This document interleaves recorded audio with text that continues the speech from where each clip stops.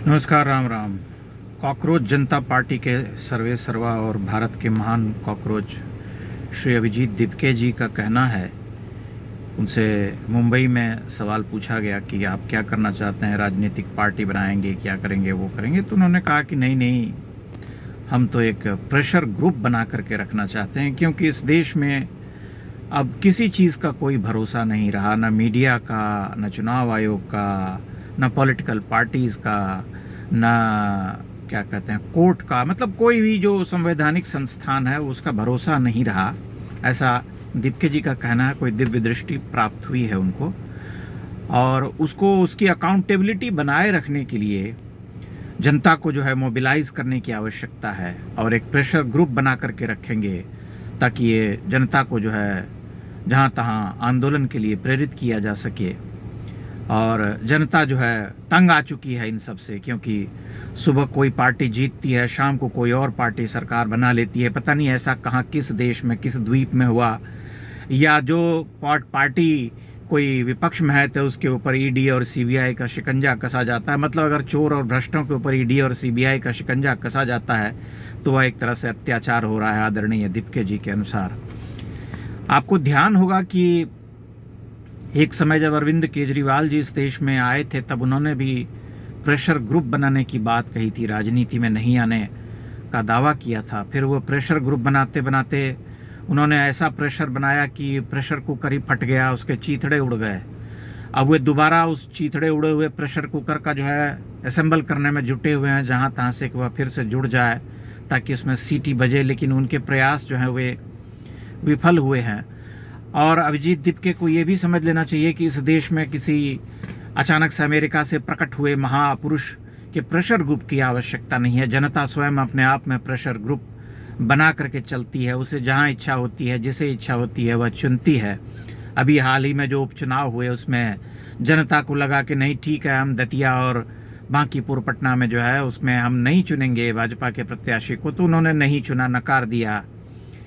उसी तरह से गुजरात में चुनना था, चुन लिया। इसलिए आपके उपदेश की कोई आवश्यकता नहीं है। दूसरी बात यह कि दिपके जी जो छात्र आंदोलन की बात करते हैं, उन्हें जरा पलट करके झारखंड की ओर देखना चाहिए, जहां पर कि एक जैविक प्रोटेस्ट हो रहा है, जहां पर कि छात्रों ने स्पष्ट रूप से कहा कि हम किसी भी राजनीतिक पार्टी को प्रश्रय देना नहीं चाहते हैं मंच पर, जहां पर कि छात्रों ने ये खुले तौर पर ये कहा कि हम देश विरोधी नारे नहीं लगाएंगे, लेकिन क्या कहते हैं, झारखंड पब्लिक सर्विस कमीशन में जो गड़बड़ियां हैं, जो परीक्षा संचालन में भ्रष्टाचार फैला हुआ है, उन सबको सुधार करना आवश्यक है, उसके लिए आंदोलन हो रहा है। तब उस आंदोलन पर ये चुप्पी साधे रहे। तो इन बातों का एक ही अर्थ होता है कि आदरणीय दिपके जी और इस पूरे कॉकरोच पार्टी का एकमात्र उद्देश्य है भारत में सत्ता में जो बैठी हुई पार्टी है उसका विरोध करना, न कि देश में किसी शिक्षा व्यवस्था में सुधार करना या उस सुधार के प्रति गंभीर होना। ये उनका सेलेक्टिव अप्रोच है जो कि स्पष्ट रूप से दिखाई देता है। अब चूंकि बहुत सारा प्रेशर हुआ तो उन्होंने जो है पीठ पर हाथ रखने का एक प्रपंच तो रच दिया झारखंड में जो प्रोटेस्ट हो रहा है, लेकिन मूलतः अगर हम देखें तो वे स्वाभाविक रूप से उस प्रोटेस्ट के साथ बिल्कुल नहीं थे। रहे होते तो बहुत पहले जो है सामने आ गए होते। ये उनका रवैया जो है दिखाई देता है कि भारत में शिक्षा व्यवस्था में सुधार और छात्रों के भविष्य की चिंता आदि आदि जो मांगें इन्होंने उठाई थी, और जिस तरह के आवरण में ढक करके दिल्ली में एक भीड़ को जुटाया, एकत्रित किया, क्योंकि जब ये आए थे तब तो वहाँ पर बहुत कम लोग इकट्ठे हो रहे थे। फिर पता चला कि एक भारी भीड़ आ गई है 8-10 हज़ार की, और उनमें से हज़ारों की संख्या में उपद्रवी पार्टी के कैडर बेस्ड के लोग, गुंडे, जिनके ऊपर पहले से मुकदमे दर्ज हैं, खतरनाक किस्म के अपराधी, हत्यारे, बलात्कार के प्रयास करने वाले, यौन उत्पीड़न करने वाले, छिनैती करने वाले लोग जिनके ऊपर केस दर्ज हैं, और जिन्होंने अत्यंत ही आक्रामक होकर के दिल्ली पुलिस पर हमला किया, उन सब को जुटा करके और स्वयं बैठ करके मलाई खाई, 5 स्टार होटल में नाचे गाए। जिनको लाठियां पड़ी उनसे पल्ला झाड़ लिया, बाद में कह दिया कि नहीं नहीं, इनको हमारा समर्थन नहीं है। तो इनको अगर आप ध्यान से देखेंगे तो एक बात स्पष्ट हो जाती है कि ये अत्यंत ही धूर्त किस्म के लोग हैं जो किसी न किसी तरह से भारत में अपनी महत्वाकांक्षा को पूरा करना चाहते हैं। फिलहाल भले ही ये कहें कि हम राजनीतिक पार्टी नहीं बनाएंगे, प्रेशर ग्रुप बनाएंगे, छात्रों को मोबिलाइज करेंगे, देश की जनता को मोबिलाइज करेंगे, लेकिन एजेंडा साफ है कि इनके विरोध पर केवल एक पार्टी है, वह पार्टी भाजपा है, चाहे वह केंद्र की हो चाहे राज्य की सरकार हो। क्योंकि अगर ये निष्पक्ष हो करके किसी अन्य राजनीतिक दल का भी विरोध करते तो झारखंड में भी जाते और ये न कहते कि भारत की जितनी संवैधानिक संस्थाएं हैं वे सब जो है कंडम हो गई हैं और उन पर जो है उन पर से जनता का विश्वास उठ चुका है।